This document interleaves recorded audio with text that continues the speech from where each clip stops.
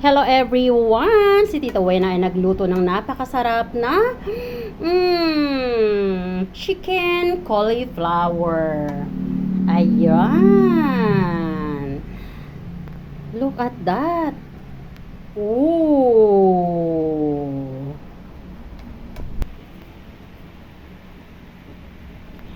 Ayan! At kung paano nga balutuin yan, halina kayo! Samahan nyo ko at sabay-sabay nating saksihan kung paano lutuin ang napakasarap na chicken cauliflower ni Tita Wena.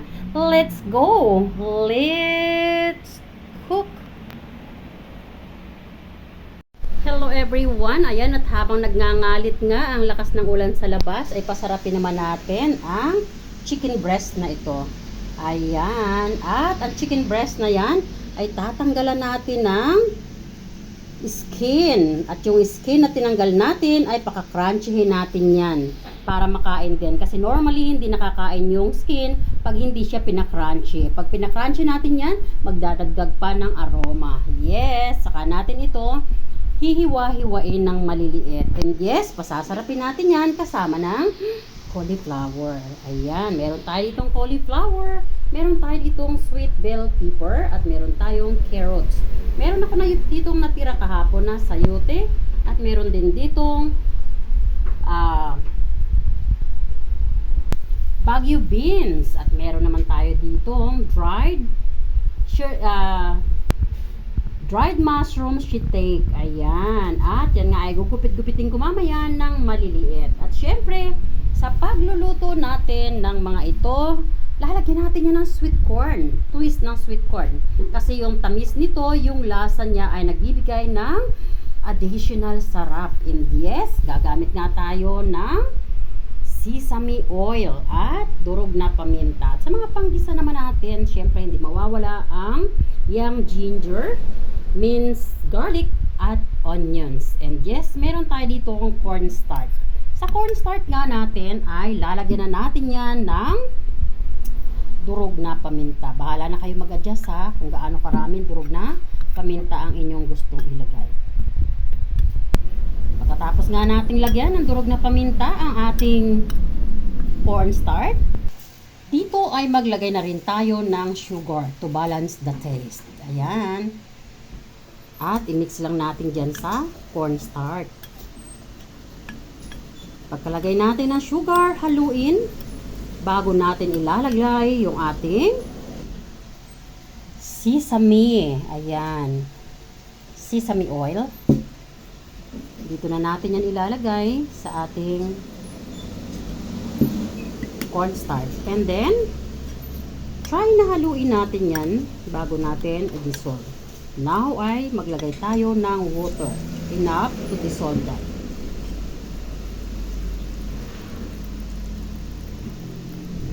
Ayan.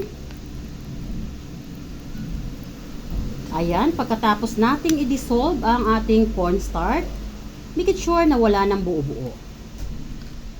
Pagkatapos nating i-dissolve, halina kayo at gagawin na natin yung ating mga gulay. Ayan. Pagpipira-pirasuin na natin yan at hihiwain na rin natin ang ating chicken breast para maging bite size siya. So, let's go. So, ayan, habang nag-i-slice nga ako ng ating chicken breast, inilagay ko muna sa kawali yung kanyang chicken skin. Para naman, bago ako matapos mag-slice nun, ay na-crunchy na rin ito para dire-diretso ang ating pagigisa.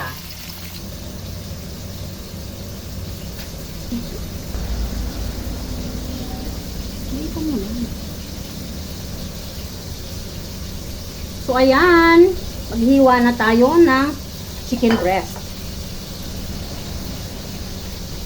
Nakalimutan ko itong ipahiwa sa pure gold. Dapat pinahiwa ko na para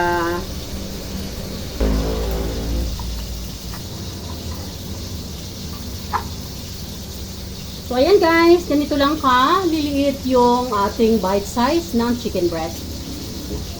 Ayan guys, pagkatapos natin na i-bite size slice ang ating chicken, i-marinate natin sa paminta at patis bago natin igigisa.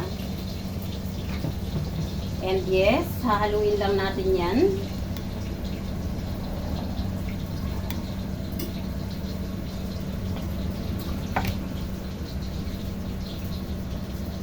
Now, magpo-proceed na tayo doon sa ating pinapa-crunchy na chicken skin.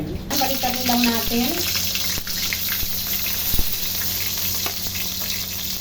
Alam nyo guys, ginagawa ko to kasi pag hindi, natatapon lang yung chicken skin. Wala namang kumakain pag hindi kinrunchy na ganito. Nangihinayang kasi ako. So, kaya ang ginagawa ko, ginaganito ko siya. Pinapa-crunchy ko siya. Ayan, so now crunchy na. Itabi na natin yung ating pinakrunchy na chicken skin sa isang side. At maglagay tayo ng konting butter.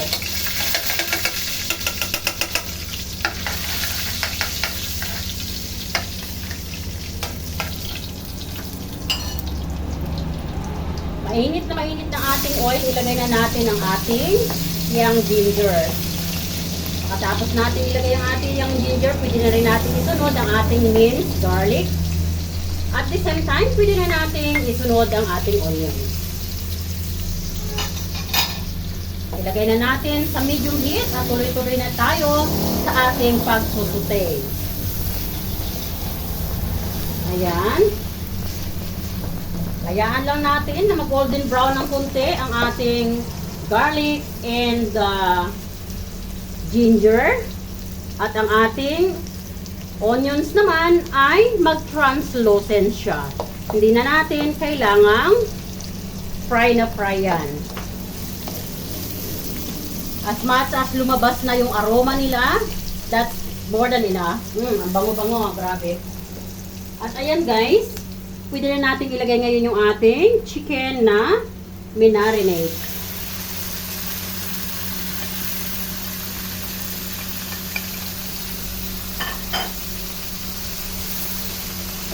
Haluin na natin kasama yung ating pinakrunchy na chicken skin. Bago natin ilalagay yung ating mga gulay and other ingredients, hayaan natin muna na maluto ng kunti ang ating chicken. At dito nga ay maglalagay na rin ako ng ginisa mix. Pagkalagay natin ng ginisa mix, haluin lang natin yan. At pagkahalo natin, tatakpan lang muna natin ito ng konti. Huwag muna natin lalagyan ng any sabaw or liquid. Hayaan nating masangkot siya yung chicken sa mga ingredients na ating inilagay. Para maiwasan natin ang paglangsa ng chicken. Ayan. At tatakpan ko nga muna yan for 3 minutes only. So, ayan guys. Sa pagkakataon na ito, ang ating chicken ay nakita nyo yung ilalim. Ayan. So, dapat ganyan na ha. Bago tayo maglagay ng sauce. Yes. So, ayan. Haluin lang natin mabuti. Ang ganda ng pagkasangkot sa natin ng chicken guys. Oh. Di ba? So, sa pagkakataong ito ay pwede na natin ilagay yung ating mga gulay. So, unahin muna natin ilagay ay ang ating cauliflower. Dahil medyo matagal itong lutuin. At the same time, ilagay na rin natin ang ating carrots. Ayan. At ang ating dried mushroom. Ating shiitake mushroom. Ilagay na rin natin ang Baguio beans. At the same time, pwede natin ilagay ang ating sayote.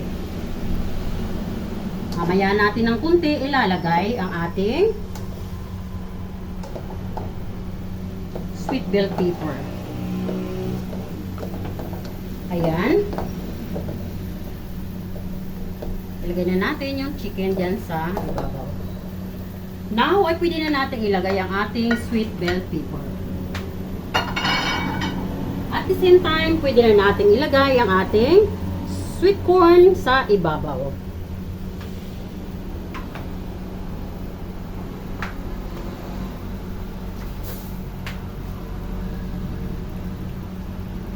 maglalagay muna ako dito ng 50 ml na water para lang maluto yung gulay. Mamaya tayo maglalagay ng celery.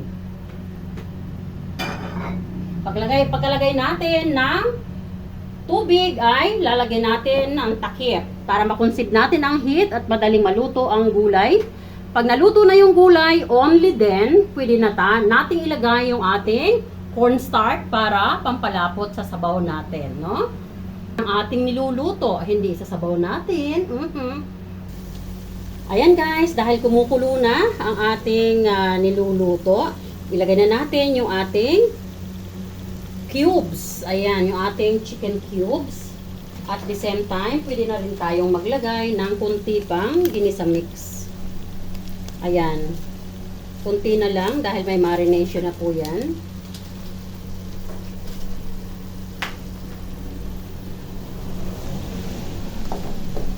Haluin natin. Bango guys, promise. Ayan. Guys, yung ating dried mushroom, ayan. Let's make it sure ha, na lutong-luto siya. At siya nga pala, bago natin ilagay sa lutuin natin yung dried mushroom, make it sure na ibabad muna natin sa hot water for about 2 hours. Kasi dried po yan, matigas na matigas ano. And then, gupit-gupitin natin ng ganyang size. Ayan. Bago pala natin gupit-gupitin, hugasan nating mabuti. Para kung ano man yung mga nakadikit dyan na dumi man or bacteria, so matanggal siya. Let's make it sure na malinis yung mga ginagamit natin ano. That is the purpose of homemade cooked food para sa ating family. So, ina-assure natin na malinis yung ating niluluto. Pwede na nating ilagay ngayon yung ating celery. Pero haluin muna natin guys ha, para yung nasa ilalim na cornstarch ay ma-dissolve siya. And halika na at ilagay na natin doon sa ating niluluto. Ayan. So, ipalibot na lang natin yan dyan para mas mabilis na mag-incorporate. At pagkalagay natin ng cornstarch, hinaan muna natin ang apoy at haluin natin. Kasi pag hindi natin hinaan ang apoy, mabubuo yung cornstarch sa iisang portion. Minsan, yung lasa ng ating niluluto hindi natin nakukuha, no? Kasi yung technique natin ang mali, hindi dun sa niluluto natin. So, kaya dapat pati yung technique natin ay tama. Ayan. Ayan. Luto na po ang ating ulam. Yes. Ayan. Pwede na nating patayin. So, tingnan nyo naman. Look at how thick ang ating sauce. Delicious. Ayan. So, dapat ganyan yung consistency ng ating sauce. Ayan, ganyang kalapot, no? Ayan, pwede na natin yang i-off ang apoy. Ayan. Look at that. Pwede na to.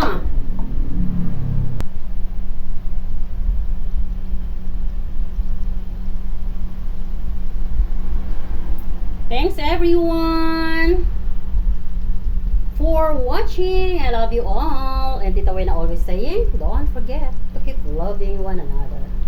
Ayan, nakapaghatid na naman tayo ng bagong masarap na putahe sa ating hapagkainan. And please don't forget to subscribe my YouTube channel. At sa Facebook ko, please don't forget to follow and subscribe as well.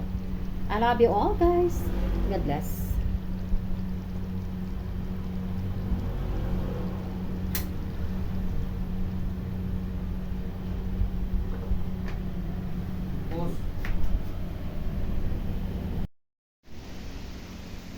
Delicious chicken cauliflower.